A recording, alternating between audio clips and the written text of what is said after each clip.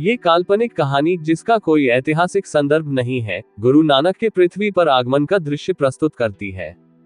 दयालु गुरु नानक प्रभु महल में बैठे हुए पृथ्वी की ओर देख रहे थे। उन्होंने क्या देखा? इस दुनिया में प्यार खत्म हो गया है।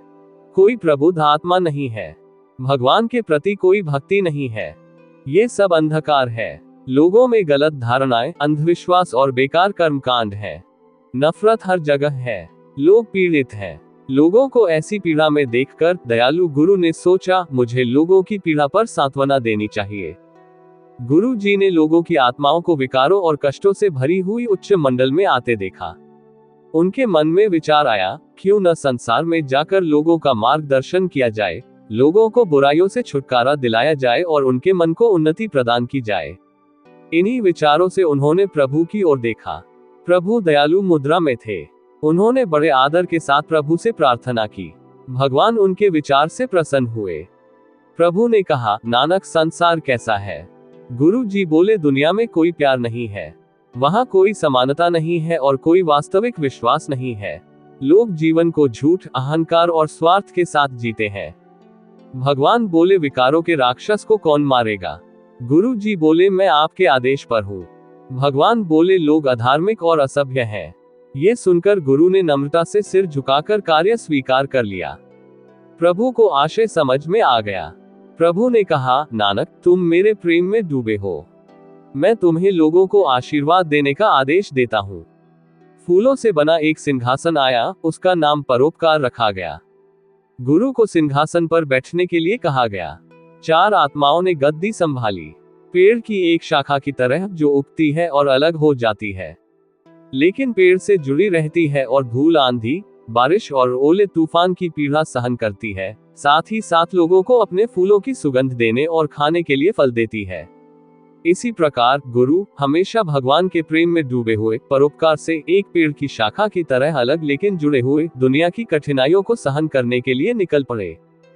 जब फूलों का सिंहासन भगवान के महल से हटा तो गुरु के प्रति प्रेम और भक्ति में डूबे लाखों लोगों ने उनका अभिनंदन किया।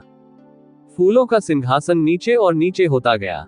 इसने अदृश्य क्षेत्रों को छोड़ दिया और आगे बढ़ता रहा। अंततः फूलों का सिंहासन धरती पर आ पहुंचा। पापियों की दुनिया में कैसे रहेंगे गुरु नानक? शांति के क्षेत्र में रहने का आदि व्यक्ति सांसारिक अग्नि के क्षेत्र में कैसे रह सकता है? जब गुरु जी अपने सामने झुकने वाले दुष्ट विचारों वाले लोगों से हंसते थे और उनसे दयालु और प्रेमपूर्ण भाषा में बात करते थे, तब हमें समझ में आता था कि यदि संसार का कल्याण हो सकता है तो वह केवल उसी से हो सकता है जिसने पापियों से घृणा नहीं की है। अब फूलों का सिंहासन तलवंडी की ओर मेहता कालू के घर की ओर बढ़ गया। उनके घर में एक अच्छे से सजाए गए कमरे में उनकी पत्नी और 2 नौकरानियां बैठी हुई थी। दीपक जलाया गया। अचानक प्रकाश की एक चमक दिखाई दी। तभी दिव्य संगीत सुनाई दिया और ऐसा लगा कि कुछ लोग आए हैं। ये देखकर महिलाएं चौंक गईं, लेकिन उन्हें खुशी भी हुई। आश्चर्य की भावना प्रबल हो गई और उन्होंने ध्यान देकर सुनने और देखने का प्रयास किया।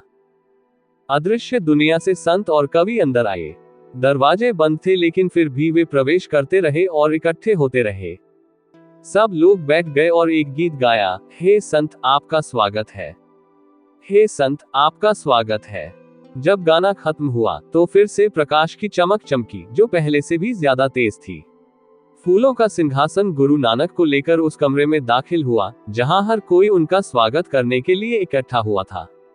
फूलों का सिंहासन लेकर आए लोगों ने दिव्य गीत गाया। फिर सभी संतों ने एक और गीत गाया। इन गीतों को सुनकर गुरु ने संतों से कुछ दयालु शब्द कहे। संतों ने उनकी प्रशंसा की, लेकिन गुरु ने विनम्रतापूर्वक उन्हें भगवान के चरणों में वापस जाने के लिए कहा। ये रात थी।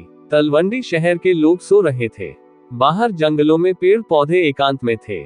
जो कुएं बहते थे वे भी शांत थे। हालांकि आकाश में तारे चमक रहे थे।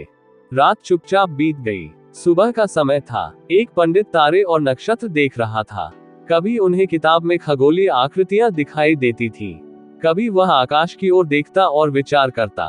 कभी वह गहरे सोच में पड़ जाता था। अंदर से उसकी पत्नी जोर से बोली, पंडित प्रिय, आज इस समय इतनी देर तक तारे देखकर क्या कसरत कर रहे हो? पंडित ने स्वयं को संभालते हुए कहा, मेहता कालू के घर बेटा पैदा हुआ है। मैं तारों और ग्रहों को देख रहा हूँ, वह मुझे कोई महान आत्मा प्रतीत होता है। तो दोस्तों, मैं उम्मीद करता हूँ आपको ये जानकारी पसंद आई होगी। अगर आपको कहानी पसंद आई तो मेरे चैनल को लाइक एंड सब्सक्राइब करें और अपना सपोर्ट दें। मेरे चैनल पर और भी इंटरेस्टिंग कहानियां और जानकारियां आपको मिलेंगी। तो सब्सक्राइब करें और कहानियां एंजॉय करें। जय श्री राम।